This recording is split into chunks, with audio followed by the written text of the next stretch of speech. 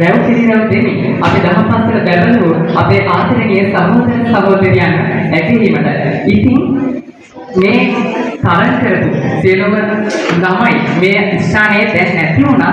ඒ කට්ටියට ලොකු අවස්ථාවක්. ඒ කට්ටියට මගේ හිරුණා කියලා තමයි මට නම් හිතෙන්නේ. ඉතින් මේ පුංචි වැස්සක් වැස්සත් මේ විදිහට දැන් අවුල් පහලා තියෙනවා. ඉතින් ඒ කට්ටියට අද දවස් මේ සුන්දර දවස මගේ හිරුණා කියලායි මට හිතෙන්නේ.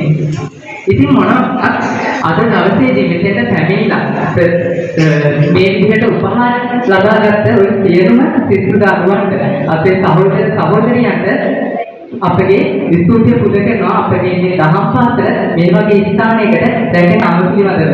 ඉතින් මේ ජයග්‍රහණ අපිට නිකන් හම්බෙච්ච ජයග්‍රහණ නෙවෙයි. අපේ පොඩි හාමුදුරන් වහන්සේ කියා සිටි විදිහට ගොඩාක් අභියෝග කම්කටොළු මැද ලබාගත් ජයග්‍රහණය. ඉතින් මේ ජයග්‍රහණය උදේ ඒකටිවි ජයග්‍රහණ පමණක් නෙවෙයි. මේ ජයග්‍රහණය පිළිපස්සේ සැඟවුණු කතා බොහොමයක් තියෙනවා.